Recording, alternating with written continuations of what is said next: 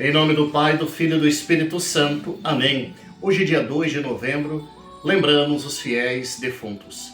Em vez de propor-nos hoje a veneração de um santo, a Igreja nos convida a comemorar pelo nosso sufrágio as almas dos fiéis já falecidos.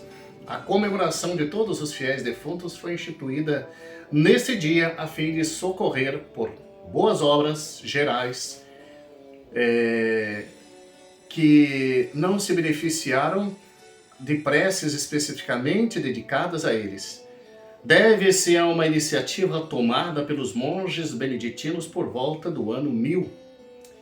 O abade São Odilo, superior do mosteiro de Cluny, na França, deu ordem para que em todos os conventos filiados a esta ordem se celebrasse um ofício pelos defuntos na tarde do dia 1º de novembro. Essa comemoração foi adotada pela autoridade da Igreja de tal modo que aos poucos se tornou universal a dedicação de 2 de novembro à memória dos nossos irmãos já falecidos. A exortação do apóstolo Paulo. Essa exortação de Paulo é dirigida também a cada um de nós.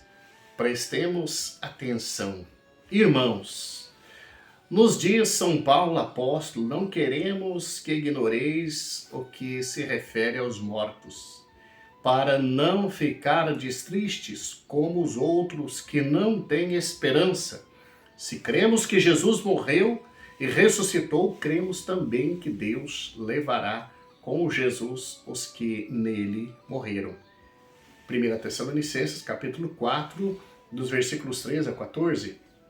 O dia dos fiéis defuntos, um dia para recordação, não de tristeza.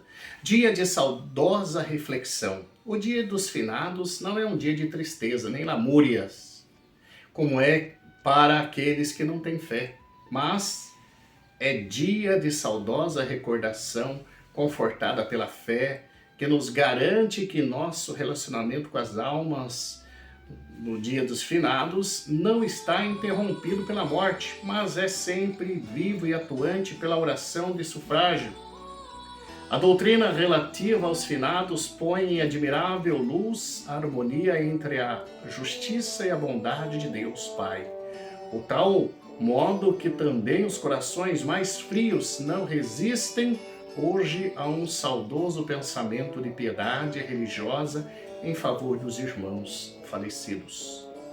O purgatório, lugar de purificação, a fé nos ensina que existe um lugar de purificação pelas almas depois da morte, pois toda criatura que morre carrega faltas, misérias, dívidas espirituais pelos pecados cometidos, mesmo morrendo reconciliadas com Deus. Essas faltas o impedem de entrar diretamente no reino de Deus, que é o reino de santidade perfeita, da luz e felicidade.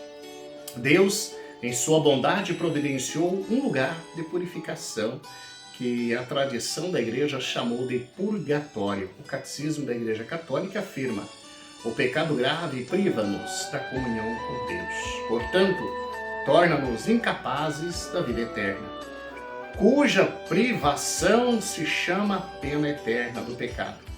Por outro lado, todo pecado, mesmo venial, traz consigo um apego desordenado às criaturas, o qual precisa ser purificado, quer nesta vida, quer depois da morte, o estado que se chama purgatório.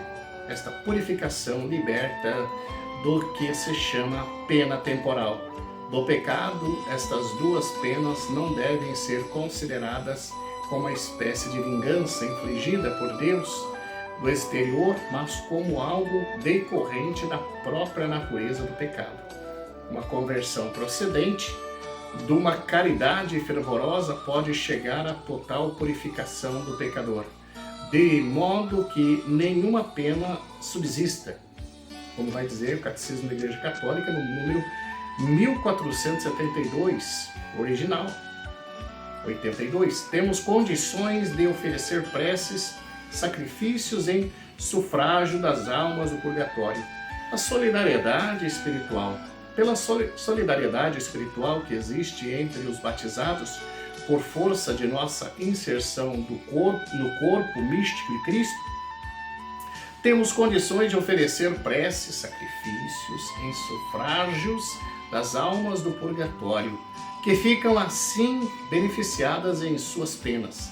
Essa doutrina já era conhecida no Antigo Testamento. De fato, lemos no segundo livro dos Macabeus que depois de uma batalha do povo judeu contra os inimigos, Judas Macabeu mandou recolher ofertas a serem enviados ao templo de Jerusalém, solicitando orações e sacrifícios em sufrágio dos soldados tombados na guerra, pois ele concluiu: é um pensamento santo e salutar orar pelos mortos para que sejam livres dos seus pecados. Segundo Macabeus, capítulo 14, versículo 4.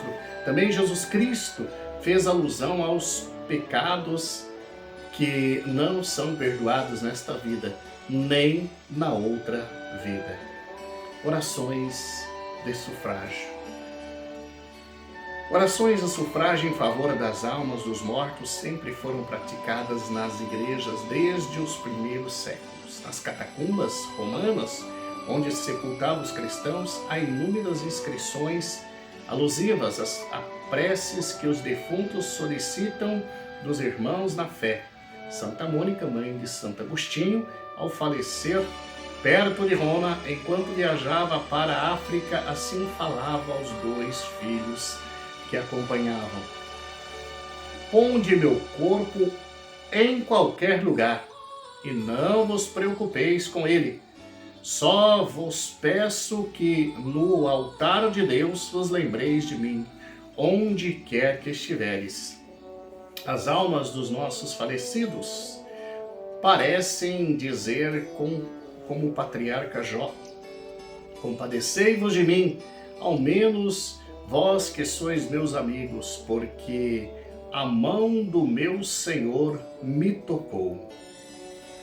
Descanse em paz os nossos fiéis na casa do Pai.